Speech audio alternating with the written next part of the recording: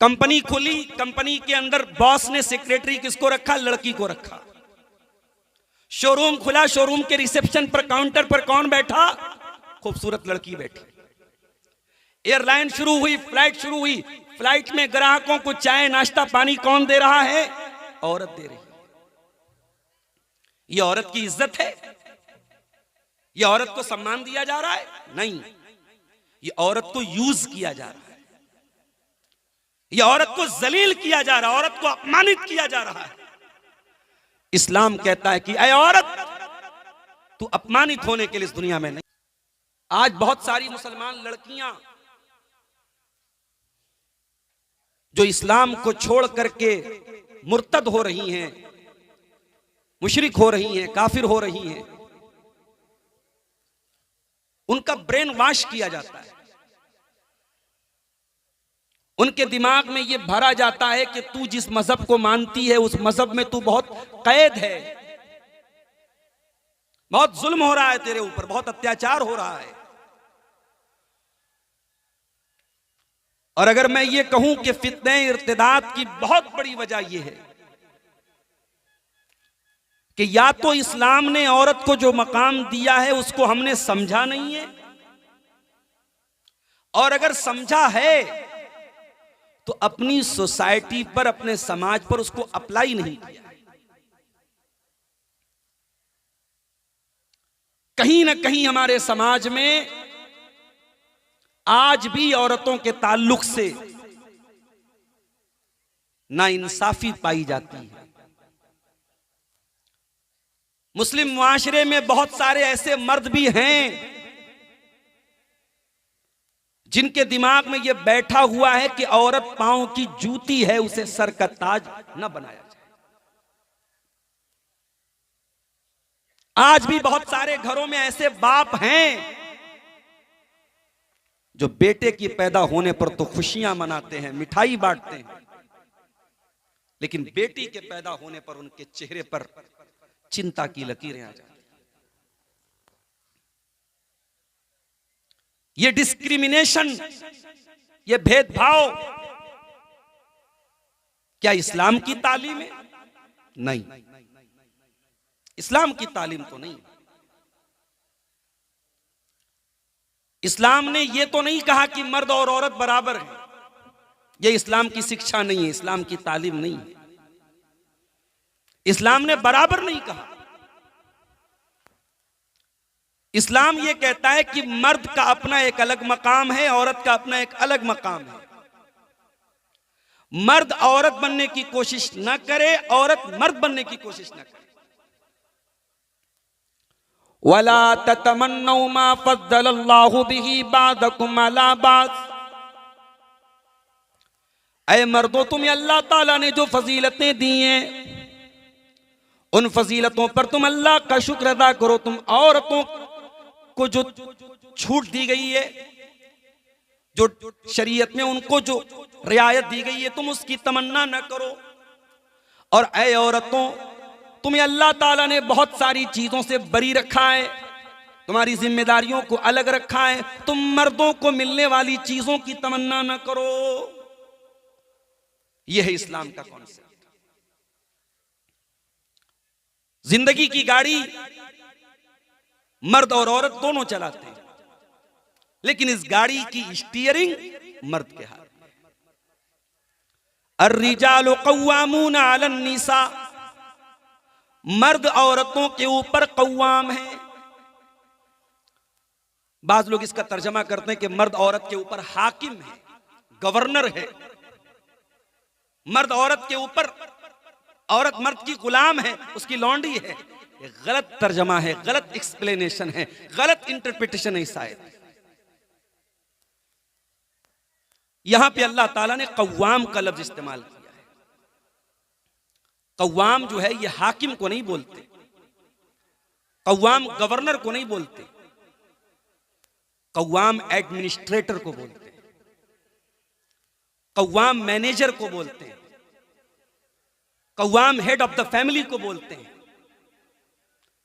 कव्वाम परिवार के मुखिया को बोलते हैं। अल्लाह तबारक व तआला इस आयत में ये बता रहा है कि जिस तरीके से दुनिया की हर यूनिट का कोई हेड होता है, स्कूल का कोई प्रिंसिपल है, मदरसे का कोई हेडमास्टर है, गांव का कोई मुखिया है, विधानसभा का कोई एमएलए है, तो घर भी एक यूनिट है और घर का मुखिया मर्द है। क्यों मर्द है? अल्लाह ने कहा दो वजह है। अर्रिजालु कव्वामूना अलन निसाई बिमा फद्दलल्लाहु बादहुम अला बाज़। पहली वजह तो यह है कि अल्लाह ताला ने नेचुरल तौर पर मर्दों को औरतों से ताकतवर बनाया है। फैक्ट बात है, सच्ची बात है। रात को 2 बजे मैं आपसे कहूं कि चलो भाई दरभंगा चलो, यहां से अकेले चलो, चल देंगे आप, बाइक उठाएंगे चल देंगे आप, औरत नहीं चल पाएगी, औरत नहीं तैयार होगी, डर है, कमजोरी है औरत के अंदर। अब ये अलग बात है कोई हजारों लाखों में कोई एक औरत कुश्ती लड़ते हुए पहलवान बन जाए, रेसलर बन जाए, बहुत बहादुर बन जाए, बहुत अपने जिस्म को फिट फाट रखने वाली बन जाए, वो रेयर केस है। उसूल यही है कि फिजिकल एतबार से और मेंटल एतबार से और साइकोलॉजिकल एतबार से औरत मर्द से कमजोर होती है। कभी आपने देखा है मैयत होती है तो मर्दों के रोने की आवाज बहुत कम आती है, औरतें दहाड़े मार मार के रोती है। औरतों को अपने जज्बात पर कंट्रोल कम होता है, ये मानना चाहिए, इसमें कोई ऐब की बात नहीं। तो अल्लाह ने कहा कि औरत मर्द औरत से ताकतवर है। एक वजह तो यह है उसको हेड बनाने की। वबिमा अनफकू मिन अमवालिहिम, और घर के परिवार का मुखिया मर्द इसलिए है क्योंकि कमा करके लाने की और खर्च करने की जिम्मेदारी मर्द की है, औरत को कमाना नहीं। और हालात और वाकयात बताते हैं कि जिन घरों में औरत की कमाई से परिवार चलते हैं, जिन घरों में मर्दों ने औरतों की कमाई पर अपने आप को डिपेंड किया है, उन घरों का सुकून बर्बाद हुआ है। औरत काम कर सकती है, औरत जॉब कर सकती है पर्दे में रह करके, मगर एक्सेप्शनल हालात में, जनरल हालात में नहीं। कोई औरत बेवा हो गई, घर में कोई जेंट्स नहीं है कमाने वाला, अब उसको जरूरत पड़ रही है अपना जीवन यापन करने के लिए, अपनी जिंदगी गुजारने के लिए, वो पर्दे में रह करके कोई जॉब करे। मगर यहां अपना शौक पूरा करने के लिए शौहर कहता जा तू जॉब कर। और ये मैं नहीं कह रहा हूं, ये दुनिया का डाटा कह रहा है, दुनिया का रिकॉर्ड कह रहा है कि जो लड़कियां, जो औरतें जॉब करती हैं, अक्सर लड़कियां और अक्सर औरतें अपने ऑफिसेस में, अपने कार्यालय में सेक्सुअल हरासमेंट का शिकार होती हैं। वो मुसलमान हो चाहे गैर मुस्लिम। फितरत से बगावत करोगे तो अंजाम बुरा होगा मेरे। फितरत यह है कि मर्द कमा के लाएगा और औरत परिवार को चलाएगी। औरत यह ना समझे कि मुझे जॉब करने से क्यों मना किया गया। अरे तेरा काम तेरा शौहर नहीं कर सकता, तू घर की मलका है, तो शम्मे महफिल नहीं है। दुनिया ने क्या किया, औरत की आजादी के नाम पे औरत को आज सेक्स मटेरियल बना दिया।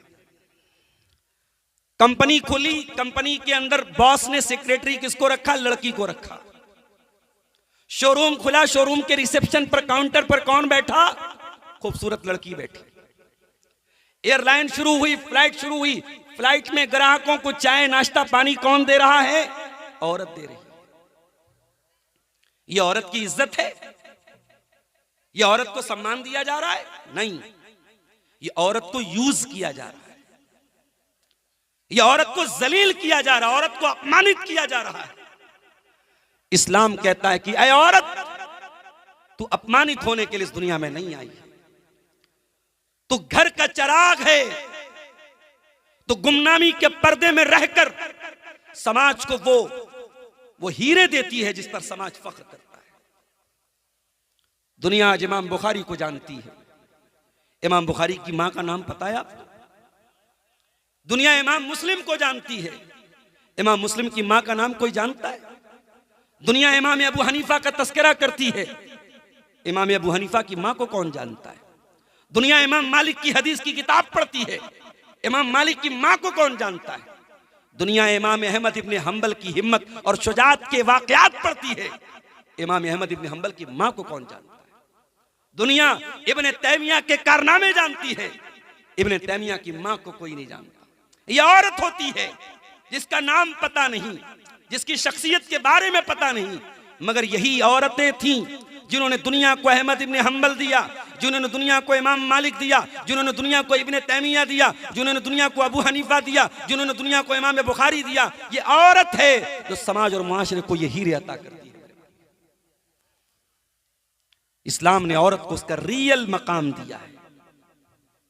मेरी बहनों, कोई मुशरिक, कोई इस्लाम का दुश्मन जब आपको ये फ्रॉड करे और धोखा दे कि तेरे साथ इस्लाम ने बड़ा जुल्म किया है, उसे 1400 साल पहले का इतिहास पढ़ के सुना दे। वही अरब की धरती है, वही मक्का की सरजमीन है। लड़कियां पैदा हो रही हैं, बाप अपने हाथों से बेटी को जमीन में ले जा करके दफन कर रहा है, जिंदा दरगोर कर रहा है। बेटी का पैदा होना बाप के लिए कलंक माना जा रहा है।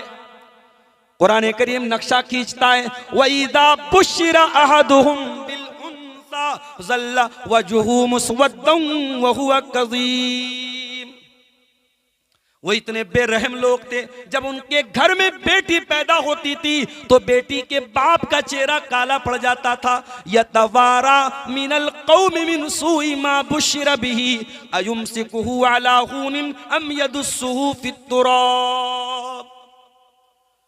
बेटी का बाप सोच में पड़ जाता था, बेटी को पालूंगा, समाज में अपमानित होना पड़ेगा, और दूसरा रास्ता यह है कि बेटी को ले जाके मिट्टी में जाके दबा दूं, दफन कर दूं। बाद सहाबा तो अल्लाह के नबी के पास आके रो रो के अपनी दास्तान बयान करते कि अल्लाह के नबी, मैंने दौरे जाहिलियत में ये गुनाह भी किया था, अपने हाथों से अपनी बच्ची को मैंने जमीन में दफन किया था।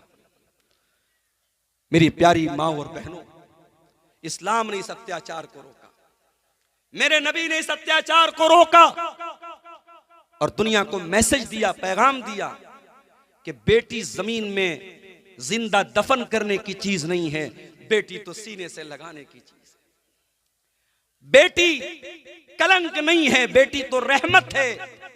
बेटी अफसोस करने की चीज नहीं है, बेटी तो खुशी मनाने की चीज है। कुरान की आयत नाज़िल हुई, वइज़ल मौऊदतु सुइलत बिअय्यि ज़म्बिन क़ुतिलत। इन बच्चियों को जिनको उनके माँ बाप ने जमीन में दफन किया है, मारा है, कत्ल किया है, इन बच्चियों के माँ बाप का हिसाब लिया जाएगा, पूछा जाएगा इन बच्चियों को क्यों मारा गया। आजकल सोशल मीडिया पर एक लाइन बहुत ज्यादा चल रही है। वो एक मछली के बारे में एक छोटी सी नज़्म बच्चों को नर्सरी में पढ़ाई जाती है। मछली जल की रानी है, जीवन उसका पानी है। हाथ लगाओगे डर जाएगी, बाहर निकालोगे मर जाएगी। किसी ने लिखा इस लाइन पर कि किसी ने सोचा नहीं था कि हाथ लगाओगे डर जाएगी, बाहर निकालोगे मर जाएगी। ये लाइन किसी ने मछली के लिए बनाई थी। किसी ने सोचा नहीं था कि ये दौर भी आएगा कि ये लाइन बेटियों के लिए सही और सटीक साबित हो जाएगी। आज बेटियों का हाल ये हो गया कि हाथ लगाओगे डर जाएगी, बाहर निकालोगे मर जाएगी। कितनी बच्चियां हैं मेरे भाई, मां के पेट में कत्ल कर दी जाती। कितनी बच्चियां हैं हॉस्पिटलों के डस्टबिन में फेंकी पड़ी हैं। कितनी बच्चियां हैं जहेज के नाम पे जलाई जा रही है। कितनी बच्चियां हैं सास के जुल्म और सितम का शिकार हैं। कितनी लड़कियां हैं शौहर के हाथ का मार खा रही हैं। शराबी शौहर है, नशा करने वाला शौहर है, अपनी बीवी को आके दिन रात मारता है, पीटता है, गाली देता है। वो बेचारी सब्र का खूंट पी के रह जाती है।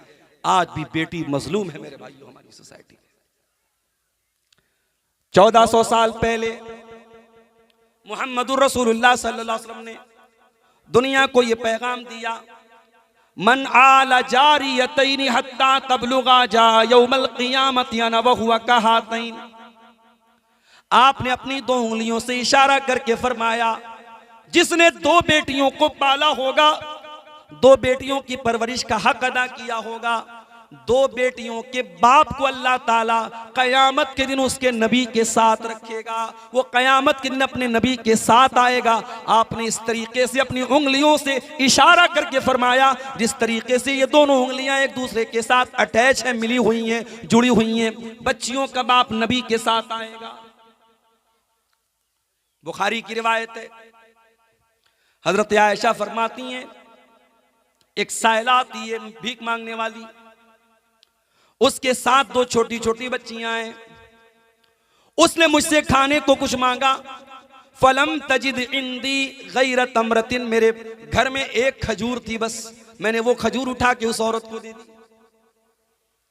मेरी प्यारी माओ बहनों, जरा गौर करो, नबी की बीवी और नबी के घर का क्या हाल है। नबी के घर में भीख मांगने वाली औरत आती है और नबी के घर में खाने को कोई चीज नहीं है सिवाय एक खजूर के, और वो खजूर भी अम्मा आयशा उस औरत को उठा के दे देती है। वो खजूर उस औरत ने ली और उसके 2 टुकड़े करके दोनों बच्चियों को दे दिया। उस औरत ने खुद कुछ नहीं खाया। हजरत आयशा ये मंजर देख करके हैरान हो जाती हैं। जब अल्लाह के प्यारे नबी घर आते हैं, अम्मा आयशा बयान करती हैं, अल्लाह के नबी ऐसा मंजर मैंने देखा, औरत मांगने आई थी, मैंने एक खजूर दी, उस औरत ने अपनी खजूर के 2 टुकड़े करके दोनों बच्चियों को दे दिया और खुद उस औरत ने कुछ नहीं खाया।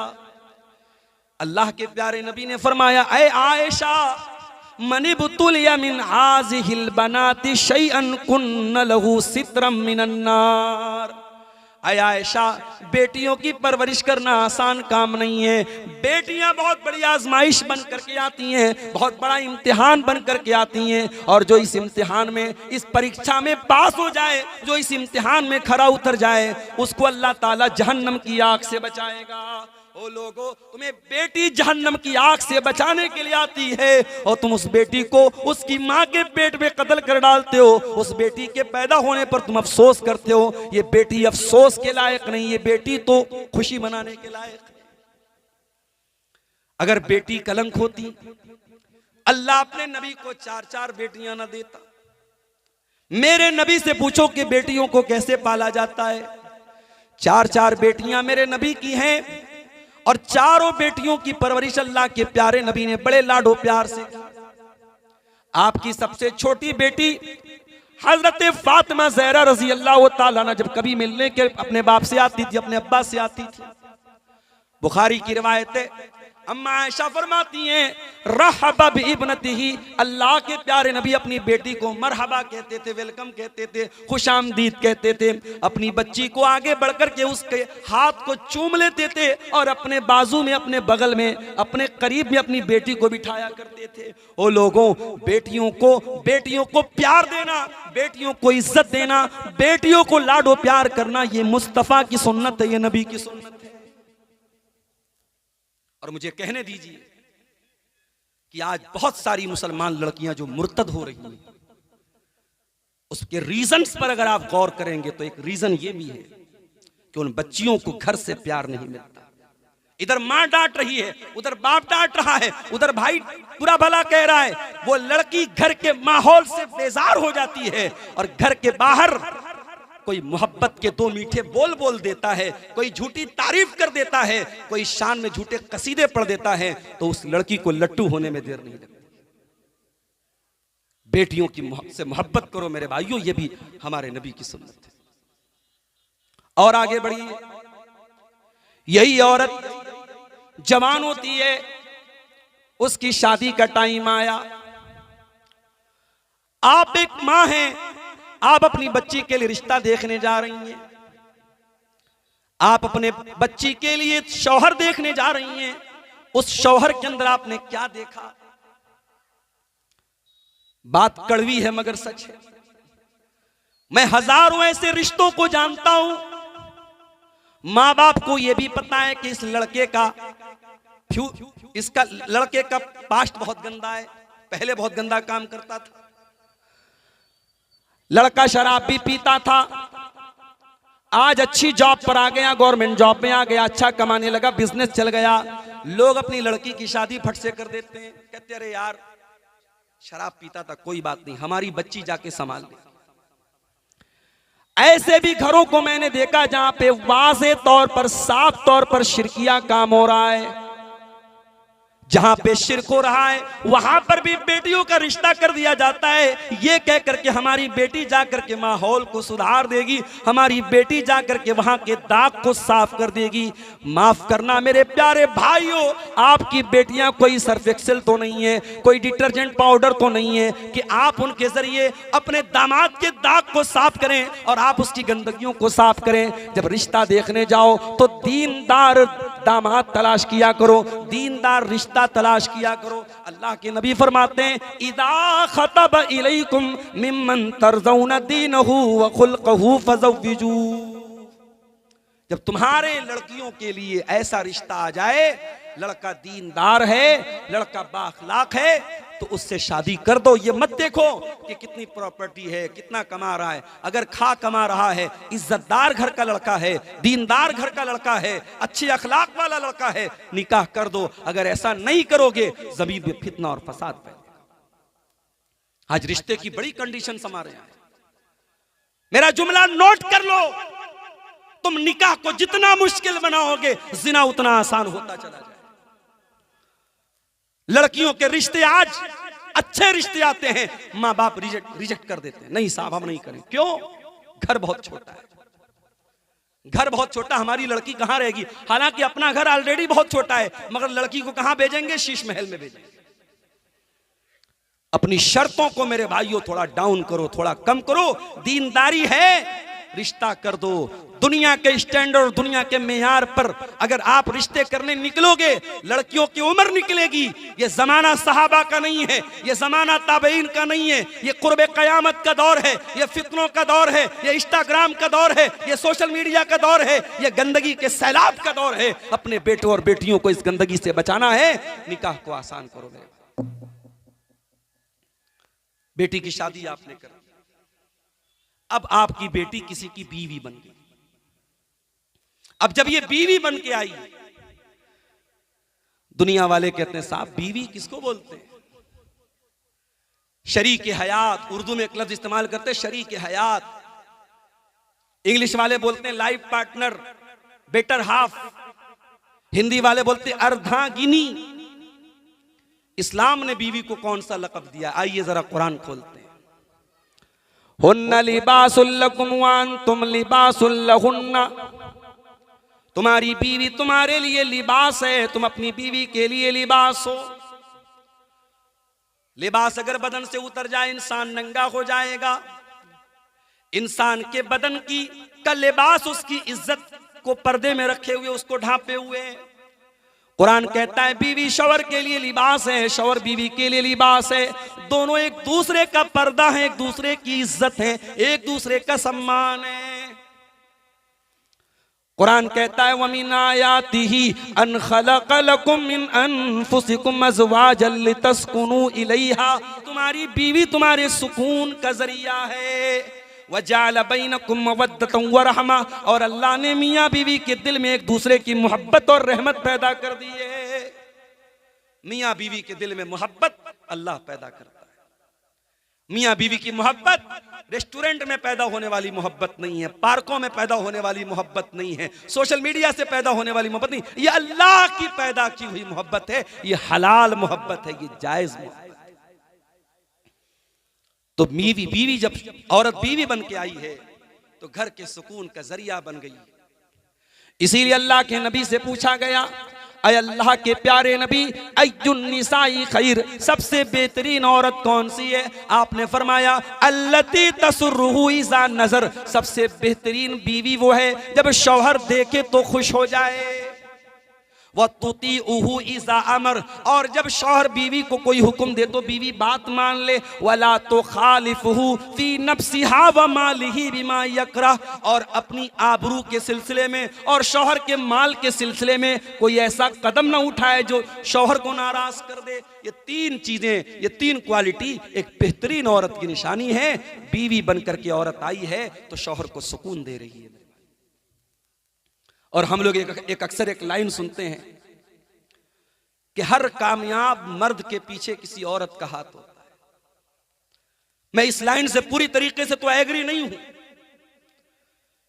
जिस तरीके से हर कामयाब मर्द के पीछे किसी औरत का हाथ होता है, वैसे ही हर कामयाब औरत के पीछे भी किसी मर्द का हाथ होता है। जब तक बाप अपनी बेटी की हौसला अफजाई ना करे, शौहर अपनी बीवी का साथ न दे, भाई अपनी बहन का साथ न दे, वो दुनिया में कुछ नहीं कर सकता। तो ये लाइन अधूरी लाइन है कि हर कामयाब मर्द के पीछे किसी औरत का हाथ होता है। मगर हां, हम दुनिया में बहुत सारी शख्सियतों की सीरत को जब पढ़ते हैं, हमें उनकी बीवियों का किरदार बड़ा बेहतरीन हमें नजर आता है। अगर आप इब्राहिम अलैहिस्सलाम की सीरत पढ़ेंगे तो आपको हजरत हाजरा और सारा का कैरेक्टर भी जरूर आपको याद करना पड़ेगा। अगर आप जनाबे मुहम्मदुर रसूलुल्लाह सल्लल्लाहु अलैहि वसल्लम की सीरत पढ़ेंगे तो अम्मा खदीजा की कुर्बानियों को आप कभी फरामोश नहीं कर पाएंगे। बीवी अगर वफादार बीवी है, नेकशार बीवी है, तो शौहर बड़े बड़े टेंशन और बड़े बड़े गम को मेरे भाइयों भूल सकता है। बीवी के पास आने के बाद दुनिया के सारे गम भूल सकता है, अगर बीवी वाकई में बीवी बन के दिखा दे। तो औरत अगर बीवी है तो उसका ये रूप है मेरे अजीज। और औरत अगर मां है, बच्चे की मां बन गई। अब मां की हैसियत से औरत का क्या इस्लाम में मकाम है। हमारे गैर मुस्लिम भाइयों के यहां साफ मां है तो उन्होंने खुदा का दर्जा दे दिया। मां के चरण छू रहे हैं, मां के पैर छू रहे हैं, मां को के आगे झुक रहे हैं। इस्लाम ने झुकने की तालीम तो नहीं दी। इस्लाम ने मां के को खुदा का दर्जा तो नहीं दिया है, ये शिर्क हो जाएगा, ये हराम हो जाएगा। मगर इस्लाम ने ये जरूर कहा है, इम्मा यबलुगन्ना इंदकल किबर अहदुहुमा औ किलाहुमा फला तकुल लहुमा उफ्फिन वला तनहरहुमा व कुल लहुमा कौलन करीमा। ऐ इंसान, तू दुनिया में चाहे जितनी तरक्की कर ले, जितना नाम कमा ले, जितना पैसा कमा ले, जब अपनी माँ के पास आना, माँ से अदब से बात करना, माँ से कभी डांट के बात ना करना, झिड़क के बात ना करना। वक़्फ़िज़ लहुमा जनाह ज़ुल्ल मिनर रहमा, और अपनी माँ के लिए अपने रहमत के बाजुओं को बिछा देना। वक़ुर रब्बिरहमहुमा कमा रब्बयानी सग़ीरा, और हमेशा ये दुआ करते रहना, ऐ अल्लाह मेरे माँ बाप पर रहम फरमा, उन्होंने बड़ी मुसीबतों और परेशानियों को झेल करके मुझको पाला है।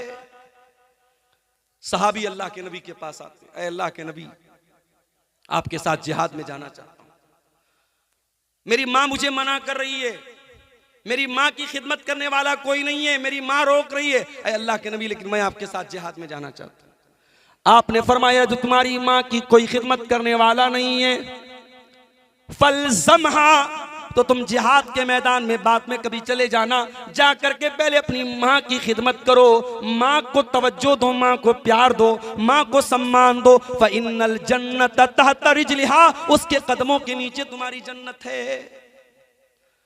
तो ये माँ का मकाम है मेरे भाई। औरत बीवी है तो घर का सुकून है, औरत माँ है तो औलाद के लिए जन्नत का सबब है, औरत अगर बेटी है तो अपने माँ बाप के लिए रहमत बन के आई है। ये इस्लाम में औरत का मकाम है। लेकिन हां, इस्लाम ने औरत को बालिग होने के बाद, जवान होने के बाद पर्दे की तालीम दी है। या अय्युहन नबी कुल लिअज़वाजिका व बनातिका व निसाइल मुमिनीना युदनीना अलैहिन्ना मिन जलाबिबिहिन्ना। ऐ नबी, अपनी बीवियों से कह दो, अपनी बेटियों से कह दो, तमाम मुसलमान औरतों से कह दो, जब वो अपने घर से निकले तो अपने ऊपर जिलबाब डाल लें, अपने ऊपर चादर डाल लें, अपने ऊपर नकाब डाल लें। ज़ालिका अदना अन युरफ़ना फला युज़ीन, ये चादर, ये नकाब, ये पर्दा दुनिया को बताएगा ये इज्जतदार घर की लड़कियां हैं, ये इज्जतदार घर की औरतें। माफ करना मेरी माँ और बहन, किसी जमाने में ये नकाब था पाक दामन औरत की निशानी, अब ये नकाब पाक दामन औरत की निशानी नहीं रह गया है। दरभंगा से आपके गांव में आते हुए कितने नकाब मुझे नजर आए। उस नकाब का मकसद अपनी खूबसूरती को छुपाना नहीं था, अपनी खूबसूरती को दिखाना था। और आज अफसोस की बात यह है, मेरे पास राजस्थान के कोटा शहर से एक फोन आया 2 दिन पहले। एक नौजवान ने मुझे फोन किया, कोटा शहर मेडिकल की तैयारी के लिए जाना जाता है, बहुत फेमस शहर है। वो लड़का रहने वाला था झारखंड का, पाकुड़ का रहने वाला था। उसने कहा मौलाना साहब कुछ बात करना है, फुर्सत में हो तो बताएं। मैंने कहा बताओ। वो लड़का रोते हुए मुझे एक बात बताता है। उसने कहा मौलाना साहब मैं मेडिकल की तालीम हासिल करने यहां आया हूं। मैंने 5-6 महीना पहले एक मुसलमान लड़की को जो सर से पैर तक नकाब में रहती थी, उसको मेडिकल की कोचिंग करते हुए देखा था। मैं बहुत खुश हुआ, चलो इस दौर में मुसलमान लड़की मेडिकल की तालीम वो भी पर्दे में रह करके हासिल कर रही है, बहुत अच्छी बात है। लेकिन मौलाना साहब उसी लड़की को 2-4 रोज पहले मैंने बगैर नकाब के, नकाब भी उतर गया, पर्दा भी उतर गया, और बगैर पर्दे के और बगैर नकाब के मैंने गैर मुस्लिम लड़कों के साथ रंगरलियां मनाते, टहलते, घूमते, हंसी मजाक करते और मौज मस्ती करते हुए इसी कोटा शहर के अंदर देखा। वो नौजवान जिसका कोई मैटर नहीं है ये, वो रोते हुए कहता है मौलाना मेरा कलेजा छलनी होता है ये मंजर देख के, मुझे कोई तरीका बताइए मैं क्या करूं। कितने नौजवान हैं जिनके दिल में ईमान की गैरत और हमीयत है, वो जब अपनी मुसलमान बहन को किसी मुशरिक की बाहों में देखते हैं उनकी गैरत ईमानी जाग जाती है, उनके के खून के अंदर जोश पैदा होता है, मगर वो अपनी हमीयत और अपने जोश और जज्बे को कंट्रोल करते हैं। मेरे भाई, नकाब पहन करके आज मुसलमान लड़कियां बाइकों पर आपको मुशरिकों और काफिरों के साथ रंगरलियां मनाते हुए नजर आ जाए। घर से नकाब में निकली है, लेकिन वहां जाकर के किसी मुशरिक के साथ वो बदकारी कर रही है। इसीलिए मैं कहता हूं कि सिर्फ नकाब पहन करके घर से निकलना ये काफी नहीं है, जब तक आप अपनी बेटियों को नकाब का मकसद नहीं बताएं। आपकी लड़की को अगर नकाब का मकसद नहीं बताएं तो वो, जैसे मैं राजस्थान गया, वहां मैंने देखा कि गैर मुस्लिम औरतें भी जो है घूंघट निकाल रही हैं। जिसकी शादी होगी घूंघट निकाल के चल रही है, तो वो घूंघट उनकी परंपरा है, उनका ट्रेडिशन है, उससे कोई मजहब का ताल्लुक नहीं है। वैसे ही आपने अगर नकाब का मकसद नहीं बताया, अपनी लड़की को दीनी तालीम नहीं दिया, कुरान और सुन्नत की तालीम नहीं दिया, तो आपकी बेटी पर्दा तो करेगी, नकाब में तो निकलेगी, मगर एक ट्रेडिशन समझ के निकलेगी। जब कहीं घूमने फिरने जाएगी, कहीं मौज मस्ती करने जाएगी, नकाब को उतार के पर्स में डाल। तो नकाब का मकसद क्या है, पर्दे का मकसद क्या है? ऐ मुसलमान औरत, ये नकाब तेरी आइडेंटिटी है। जैसे मोबाइल होता है ना, इस पर पैटर्न लॉक हम लगा देते हैं। अब ये पैटर्न लॉक जब तक हम पैटर्न नहीं डालेंगे, पासवर्ड नहीं डालेंगे, मोबाइल का लॉक खुलने वाला नहीं है। मुसलमान औरत का नकाब उसका पैटर्न लॉक है, उसका पासवर्ड है, उसकी आईडी है, उसकी आइडेंटिटी है। दुनिया को मालूम हो जाता है कि नहीं, ये लॉक औरत है, ये इज्जतदार औरत है, इसको छेड़ नहीं सकते, इससे हम फेयर नहीं हो सकते, इससे फ्री नहीं हो सकते, इससे फ्रैंक नहीं हो सकते। ये दुनिया को एक मैसेज चला जाता है। अच्छा, आजकल क्या हो रहा है, वक्त मेरा चूंकि 11:15 बज रहे हैं और थोड़ा सा ताखिर हो गई मुझे टाइम मिलने में भी। मुंतज़मीन को मैंने बताया था मुझे अभी फौरन निकलना है, पटना जाना है। सुबह 3:15 बजे मेरी ट्रेन है पटना से, लंबा सफर है यहाँ से। चंद आखिरी बातें करके बात खत्म कर रहा हूं। ये जो पर्दा है ना, बाज मुसलमान लड़कियां जब कॉलेज में पढ़ती हैं, थोड़ी मॉडर्न एजुकेशन हासिल करती हैं, तो क्या कहती हैं, ये पर्दा वर्दा कोई चीज नहीं है। असल चीज क्या है, दिल साफ होना चाहिए।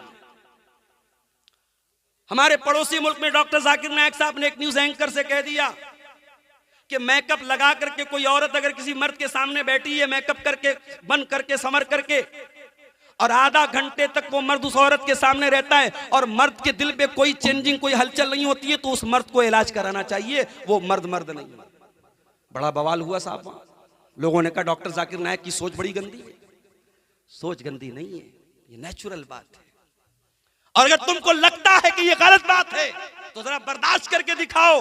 तुम्हारा दोस्त तुम्हारे घर में आया है और तुम्हारी बीवी सामने बैठी है बन करके, सबर करके, मेकअप करके, और तुम्हारा दोस्त बैठ करके उसको निहार रहा है। अगर तुम्हारे अंदर वाकई में शौहर की गैरत है, मर्दानगी है, तो क्या तुम बर्दाश्त करोगे? घर में आओगे और सामने देखोगे कि दोस्त मेरी बीवी के सामने बैठा है और आधा घंटे से बैठ के निहार रहा है, तो आप कहेंगे कोई हर्ज की बात नहीं, दिल में कोई हलचल नहीं पैदा होती। आपको गुस्सा आएगा, आप नाराज होंगे, बीवी को डांटेंगे, ये क्या बदतमीजी है। तो जिस तरीके से आपकी बीवी एक औरत है, दुनिया की तमाम बीवियां किसी न किसी की, दुनिया की तमाम औरतें हैं किसी न किसी की बीवी है मेरे भाई।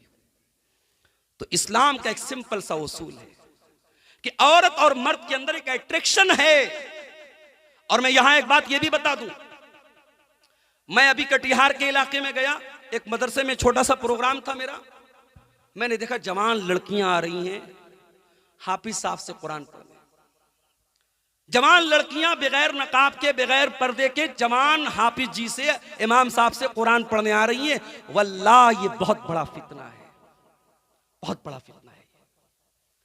हाफिज साहब, आलिम साहब, मुकर्रिर साहब, खतीब साहब, अल्लामा साहब हैं तो मर्द, और वो लड़की अगर अपने इलाके की सबसे नेक अल्लाह की वलिया हो तभी वो औरत है। और दुनिया का कोई भी नेक से नेक मर्द हो और दुनिया की कोई नेक से नेक औरत हो, अगर तन्हाई में दोनों मिलते हैं, मेरे प्यारे रसूल का फरमान है, ला यख्लुवन्न रजुलुन बिइम्रातिन इल्ला वसालिसुहुमा शैतान। जब कोई गैर मर्द किसी गैर औरत के साथ मिलता है तो तीसरा शैतान होता है। इसलिए सोशल मीडिया इस्तेमाल करने वाली मेरी बहनें कान खोल के सुन लें, ये इंस्टाग्राम पर, ये फेसबुक पर, ये व्हाट्सएप पर इस्लाम के नाम पे जो दोस्ती हो रही है, मसले मसाइल के नाम पे जो फ्री हो रहे हो, हलाल हराम के नाम पे जो फ्री हो, बंद करो ये बदतमीजी, बंद करो ये बेहूदगी। नहीं साहब, वो तो मेरी दीनी बहन है, वो तो मेरा इस्लामी भाई है, हम लोग तो बस मसले मसाइल की बात करते हैं। मेरे नबी की ये हदीस हमेशा याद रखो, जब कोई मर्द और कोई औरत अकेले होते हैं तीसरा शैतान होता है।